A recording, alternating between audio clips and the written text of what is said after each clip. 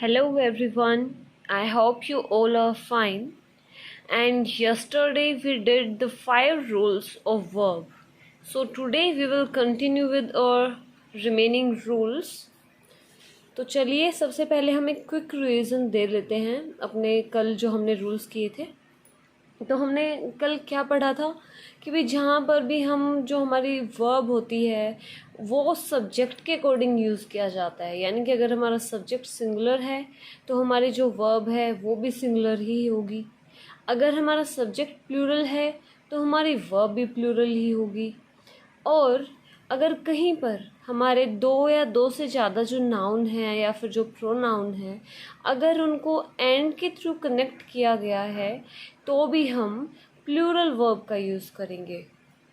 और हमारा 4th rule था कि जब भी हमारा जो सब्जेक्ट है वो एक या एक से ज़्यादा अगर एक सेंटेंस के अंदर वर्ब यूज़ की गई है तो हम हर एक वर्ब अपने सब्जेक्ट के अकॉर्डिंग ही यूज़ करेंगे। अगर हमारा सब्जेक्ट सिंगुलर है तो उसके अंदर चाहे 3 वर्ब आए चाहे 4 वर्ब आए, वो सारे के सारे सिंगुलर होंगे।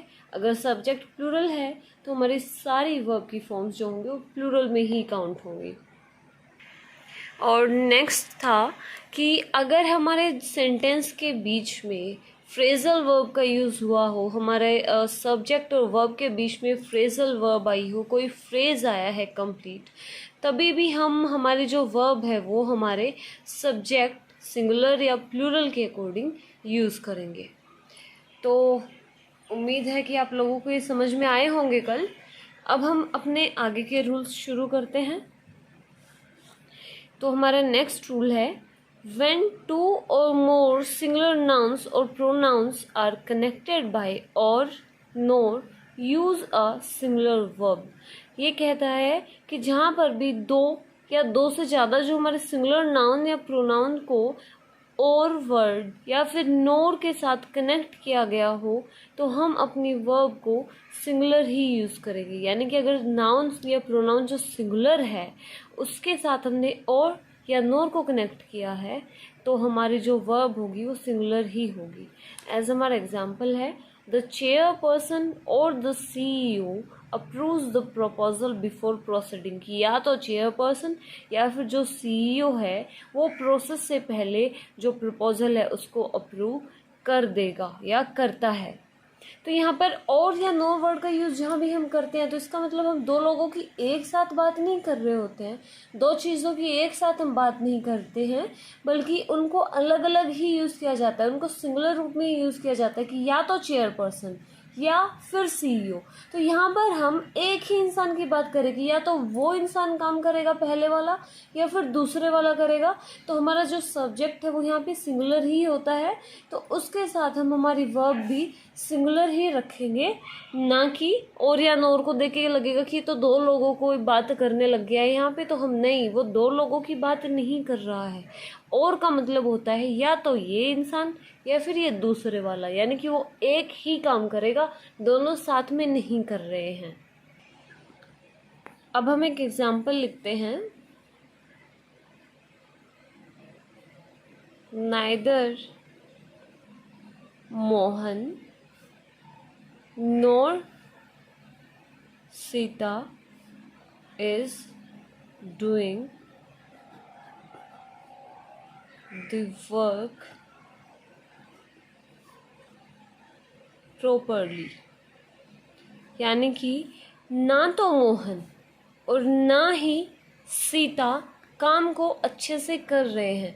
तो आप ये देखिए कि यहाँ पे हमने जो हमारी वर्ब है वो सिंगुलर यूज़ की है, हमने आर की जगह इज़ का यूज़ किया है, क्योंकि ये क्या कह रहा है कि ना तो मोहन ही कर रहा है ना ही सीता, यानी कि दोनों में से एक भी काम को ठीक से नहीं कर रहा है।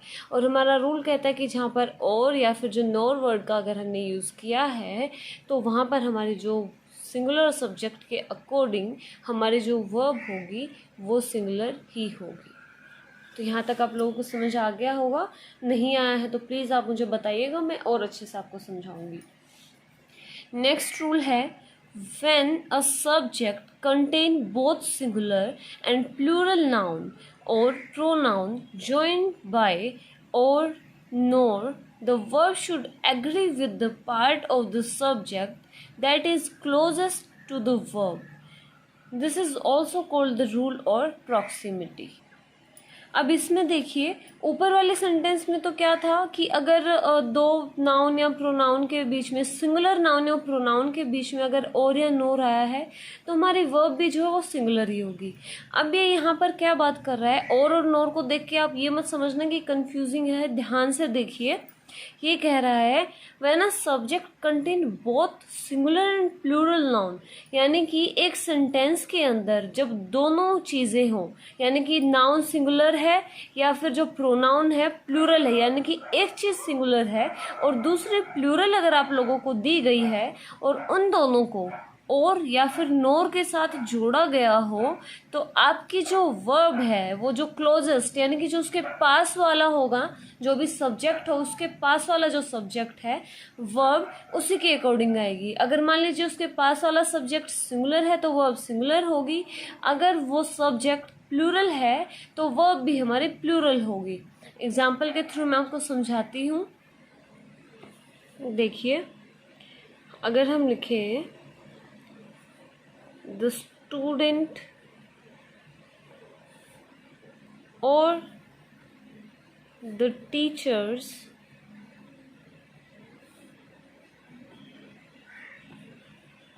go to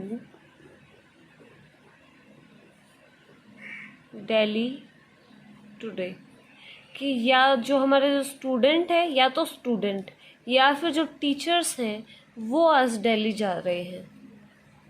रुकिए, आर गोइंग, कि या तो जो स्टूडेंट है वो या फिर जो हमारे टीचर्स हैं वो आज दिल्ली जा रहे हैं। तो हमारा जो सेंटेंस है उसमें रूल था कि अगर दो सब्जेक्ट हों एक सेंटेंस के अंदर और अगर उसमें एक सब्जेक्ट सिंगुलर है और दूसरा प्लूरल है और उन दोनों के बीच में और या नोर वर्ड का यूज़ किया गया हो, तो हमारे जो वर्ब है वो उसके पास वाले सब्जेक्ट के अकॉर्डिंग लिखी जाएगी। यानी कि हमारी जो ये वर्ब है ये टीचर्स के अकॉर्डिंग आएगी, ना कि स्टूडेंट के अकॉर्डिंग। तो टीचर्स जो है वो प्लूरल है, तो इसलिए हमने यहाँ पर आर का यूज़ किया है, क्योंकि हमारा सब्जेक्ट प्लूरल है तो हमारी वर्ब की फॉर्म भी प्लूरल ही होगी। अब एक और एग्जाम्पल लेते हैं। The two boys or Ram works in the field, कि या तो जो दो लड़के हैं वो या फिर राम खेतों पर काम करता है। द टू बॉयज और राम, यहाँ पे क्या लिखा हुआ है कि या तो दो लड़के या फिर राम खेतों पर काम करता है, यानी कि हमारा जो सेकंड सब्जेक्ट है वो यहाँ पर सिंगुलर है। तो अब जब हमारा सेकंड सब्जेक्ट सिंगुलर है और हमारा रूल कहता है कि हमारी वर्ब जो सेकंड है या फिर जो पास वाला जो सब्जेक्ट होगा उसके अकॉर्डिंग आएगी, तो राम सिंगुलर है तो हमारी जो वर्ब है वो भी सिंगुलर ही यूज़ की गई है। ऊपर वाले सेंटेंस में हमारा जो सेकंड सब्जेक्ट था वो प्लूरल था तो हमारी वर्ब भी प्लूरल थी। अब यहाँ पर हमारा सेकंड सब्जेक्ट सिंगुलर है तो हमारी वर्ब भी सिंगुलर ही है।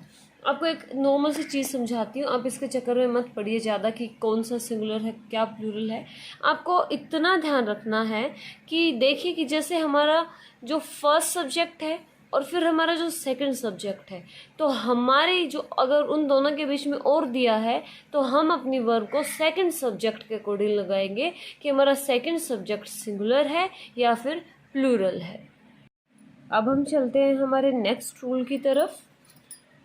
The words and phrases each one, either, neither, everyone, everybody, anyone, anybody, nobody, somebody, someone, no one are singular and require a singular verb। यानी कि ये बोला जाता है कि कुछ पर्टिकुलर वर्ड होते हैं कि उनके साथ आपकी वर्ब है, टेंस, कुछ भी अगर आप यूज़ कर रहे हो तो वो हमेशा उसी तरीके से होगा। कुछ वर्ड्स होते हैं जो प्लूरल फॉर्म में ही यूज़ किए जाते हैं, कभी कभार वो हमें सिंगुलर के जैसे लगता है कि ये सिंगुलर वर्ड है, जैसे हम सीजर बोलते हैं। तो क्या है कि जैसे हमारे कुछ वर्ड है, जैसे हेयर है, अब हम हेयर्स तो नहीं बोलते ना कि बहुत सारे बाल है, हेयर्स नहीं बोलते, हम हेयर वर्ड बोलते हैं। तो प्लूरल है, वो प्लूरल फॉर्म में ही यूज़ किए जाते हैं।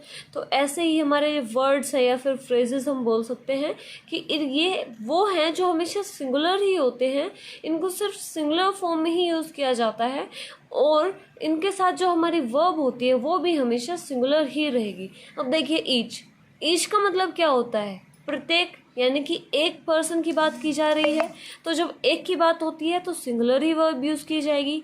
ईच वन का मतलब ये होता है कि हर एक, आइदर, नाइदर, या तो वो, नाइदर या फिर वो नहीं, एवरीवन हर एक, इसमें भी एक की बात की जा रही, एवरीबडी यानी कि प्रत्येक व्यक्ति, एनीवन हर एक, कोई भी, एनीबडी कोई भी व्यक्ति, नोबडी कोई भी नहीं, यानी कि एक एक लोगों की बात की जा रही है। समबडी, समवन, नोवन की कोई भी नहीं, या कुछ लोग या कुछ एक, तो उन इनके साथ हम हमेशा सिंगुलर वर्ब यूज़ करेंगे। तो आप लोग इन वर्ड्स को याद कर सकते हैं। इसका एग्जाम्पल है each of us was willing to be recorded, कि हम में से हर एक आदमी चाहता था कि रिकॉर्ड किया जाए। लेकिन यहाँ पर जो हमारी वर्ब है वो वॉज यूज़ की गई है। वो क्यों की गई है? अब कुछ बच्चों को लगेगा कि यहाँ पर तो अस लिखा हुआ है, लेकिन जैसा कि हमने बताया कि वर्ड के अकॉर्डिंग जब आप इसको हिंदी में बना के देखते हैं, एक सिंपल सा तरीका ये भी है कि अगर आपको कोई वर्ड ना समझ में आए तो आप इसको एक बार हिंदी में यूज़ करके देखिए कि उसकी सेंस क्या जा रही है, तो आप आसानी से समझ सकोगे। तो ये कह रहा है कि हम में से हर एक आदमी, यानी कि एक एक की अलग अलग बात की जा रही है कि जितने भी लोग इकट्ठा थे उनमें से एक एक आदमी इच्छा कर रहा था कि रिकॉर्ड किया जाए। तो यहाँ पे एक समूह में से पूरे समूह की बात नहीं कर रहा है, वो अलग अलग लोगों की, एक एक लोगों की बात कर रहा है। तो आप ध्यान रखेंगे कि ये जितने भी वर्ड्स हैं ये सिंगुलर होते हैं, उसके साथ में each of us, everyone of us, चाहे कुछ भी दिया गया हो, लेकिन हमारे जो वर्ब होगी वो इन वर्ड्स के अकॉर्डिंग यूज़ की जाएगी। अब नेक्स्ट है, चलिए एक एग्जांपल और इसका मैं बता देती हूँ। Everyone is doing the homework, कि हर एक अपना काम कर रहा है, अपना होमवर्क कर रहा है। तो एवरीवन है कि एक एक के बारे में कर रहा है कि हर एक आदमी अपना अलग अलग काम कर रहा है, तो एक एक के बारे में बात कर रहा है। तो जब ये सिंगुलर फॉर्म में यूज़ किया गया है तो हमारी वर्ब भी सिंगुलर ही यूज़ की जाएगी। ओके, अब नेक्स्ट देखिए, non count nouns takes a singular verb. Non count कौन से होते हैं? जिनको हम गिन नहीं सकते, एब्स्ट्रैक्ट के रूप में जिनको यूज़ किया जाता है। अब बहुत सारे नाउन्स होते हैं जो आप काउंट कर सकते हो, अब बहुत सारे ऐसे नाउन हैं जिनको आप काउंट नहीं कर सकते। तो ये कह रहा है कि जिन चीज़ों को हम काउंट नहीं कर सकते ना, वो हमेशा सिंगुलर रूप में ही यूज़ की जाती हैं। अब जैसे एग्जाम्पल में लिखा हुआ है एजुकेशन है, education is the key of success, कि जो शिक्षा होती है वो हमारी सफलता की चाबी होती है। तो एजुकेशन, अब शिक्षा को काउंट तो नहीं कर सकते, कितनी शिक्षा, 1 किलो, 2 किलो, 2 पीस, 4 पीस, ऐसे तो नहीं है ना। एजुकेशन है, शिक्षा है, जितनी आपने ग्रहण की है वो सिर्फ उसी की बात करता है।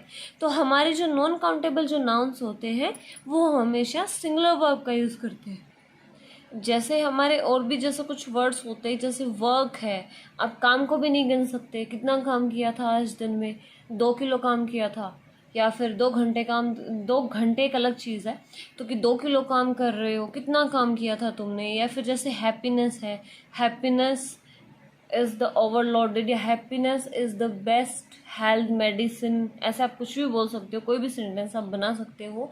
आप खुशी को भी काउंट नहीं कर सकते, सिर्फ महसूस कर सकते हो।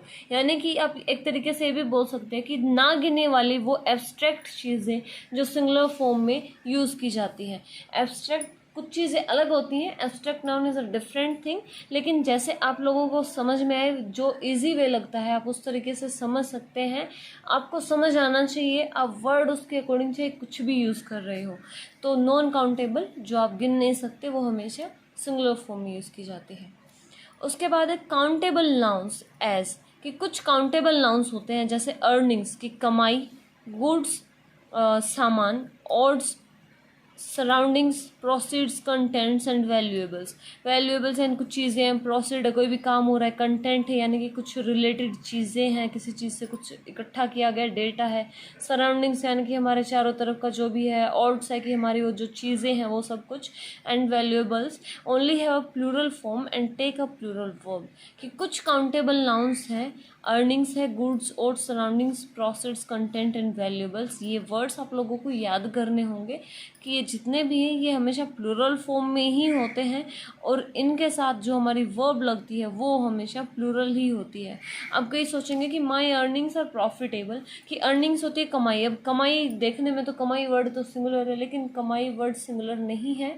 जब एक कमाई है तो ऐसा तो है नहीं कि 1 रुपये की बात हो रही है, बहुत एक चीज़ की बात हो रही है जो आपने इकट्ठा किया, डेटा के रूप में आपके पास है, बंडल के रूप में आपके पास है। तो ये जो वर्ड्स हैं, अब सामान है, अब एक सामान तो नहीं हो सकता, सामान का मतलब है कि उसके अंदर बहुत सारी चीज़ें इंक्लूड की गई हैं। वैल्यूएबल्स हैं, हमारे कोई भी चीज़ें हैं तो एक चीज़ नहीं है, वो चीज़ों का एक ग्रुप है। अब हमारे सराउंडिंग का मतलब ये तो नहीं है ना कि सामने एक पेड़ लगा हुआ है हमारी सराउंडिंग है, नहीं।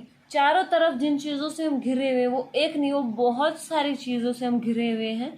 तो अगर हिंदी में देखें तो कुछ चीज़ें जैसे बोलने में आपको सिंगुलर लगेंगी, लेकिन ये हमेशा प्लूरल फॉर्म में होती हैं, वो एक चीज़ की नहीं, वो बहुत सारी चीज़ों के बारे में बात कर रहे होते हैं। तो ये जो वर्ड्स हैं इन्हें आप रिमेंबर रखिए, इन्हें आप याद रखिए कि ये हमेशा प्लूरल वर्ब ही यूज़ करेंगे, बिकॉज ये वर्ड्स प्लूरल फॉर्म में ही यूज़ किए जाते हैं। तो आई थिंक आज के लिए इतना बहुत है। हमें कोई जल्दी तो है नहीं कि एक ही दिन में सब कुछ ख़त्म करना होगा। धीरे धीरे चीज़ों को समझ के हम आराम से करेंगे और कल आपका वर्ब का टॉपिक पूरा हो भी जाएगा। अगर कुछ रहता है मैं आप लोगों को कुछ सेंटेंसेस भी करवाऊंगी और जो एक्सरसाइज हमारे पास होगी, हम कल कुछ एक्सरसाइज भी करेंगे। तो तब तक के लिए जो ये 10 रूल्स हैं जो हमने कल किए थे वो और जो हमने आज किए हैं, आप लोग इनको याद रखेंगे, आप लोग इनको समझने की कोशिश करेंगे। रट्टा नहीं मारना है, बिकॉज ग्रामर रट्टा मारने की चीज़ नहीं है, it's not a rote learning. तो आप जस्ट चीज़ों को समझिए, इंक्रीज योर अंडरस्टैंडिंग लेवल। कुछ ना समझ में आए, I am saying you again and again, ask me in the comment box. You can ask me 1000 times, you can ask the 10,000 times, and I will tell you, definitely I will tell you again and again, because इसमें कहीं ना कहीं मेरा भी फ़ायदा है। देखो अब हर इंसान अपना फ़ायदा देखता है भाई, तो मेरा भी फ़ायदा है कि जितना आप लोगों को मैं रिवीजन करवाऊंगी तो उसमें साथ के साथ मेरा भी रिवीजन हो रहा है। मैं भी एक स्टूडेंट हूँ तो मुझे भी उसका फ़ायदा होगा कि आप लोगों को पढ़ा रही हूँ, तो मुझे इन चीज़ों के लिए एक्स्ट्रा टाइम देने की ज़रूरत नहीं पड़ेगी। आप लोगों को रिवाइज करवाते करवाते मेरा भी एक अच्छा रिवीजन हो जाएगा।